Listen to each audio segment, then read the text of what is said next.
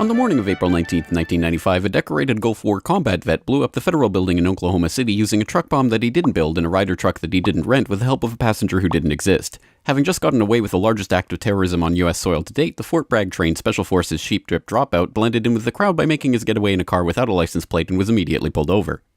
The ATF was the supposed target of the attack, but luckily all of their agents were out of the office that morning. Later that day, the president boldly declared, "We will find the people who did this. And when we do, justice will be swift, certain, and severe." Except for John Doe number 2. John Doe number 2. John Doe number 2. Who, according to the FBI, never existed. In McVeigh's unprecedented 3.5-week trial, the prosecution didn't show the CCTV footage of him and John Doe number 2 parking the Ryder truck. Didn't explain why 24 separate witnesses mass hallucinated the existence of John Doe number 2. Didn't explain why the government was testing truck bombs and the Army was storing Ryder trucks at Camp Gruber right before the bombing, and didn't talk to the FBI informants who blew the whistle on the plot. But they did collaborate with the CIA, and they did convict McVeigh as the lone wolf bomber and Terry Nichols as his bomb-constructing accomplice. Still, a bunch of crazy conspiracy theorists, including 300 bombing victims, insist on talking about facts and evidence and refuse to simply believe what they've been told a million times by people in tailored suits with well-coiffed hair. They quote the U.S. Army Brigadier General and the FBI crime lab whistleblower and the inventor of the neutron bomb who point out the physical impossibility that the Ryder truck bomb did the damage to the building, but that doesn't matter because if there were other bombs in the building that day, we would have heard about them. The second explosive was found and defused. I think he said another bomb. The Justice Department is reporting that a second explosive device has been found. They then found a third device, which was also larger than the first. And I see another bomb truck going, so apparently they're going to try to get out that third bomb. The FBI claims to have lost the footage showing McVeigh and John Doe number 2 parking the truck in front of the Murrah building that morning, but that's understandable because the Bureau has a lot of important evidence to store.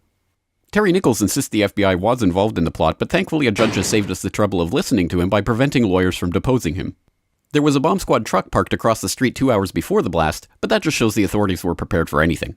And other documents obtained by 2020 show that someone called the Executive Secretariat's office at the Justice Department in Washington and said the Murrah building had been bombed. But this was 24 minutes before the blast. But that just shows the public was unusually vigilant that morning. Also, apparently, before the bombing, Governor Frank Keating's brother, Mark, had been working on a novel about a terrorist bombing in Oklahoma City. Stranger still, one of the characters in the novel was named Thomas McVeigh. But that's probably just a coincidence.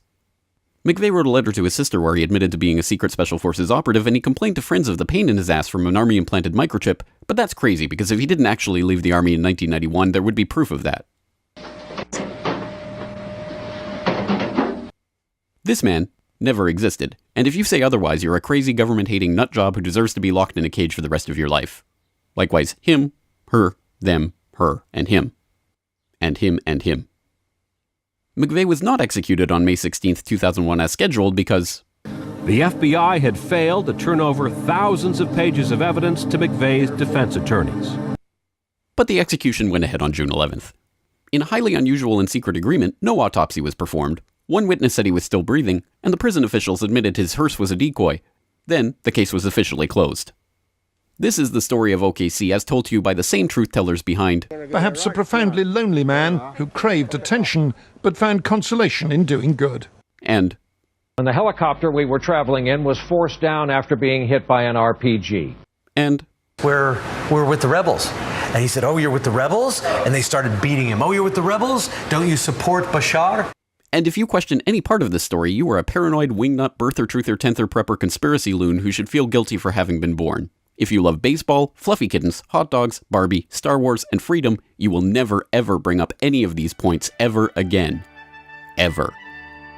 This message has been brought to you by the friends of the FBI, ATF, DOJ, CIA, SPLC, MSM, and the U.S. Army.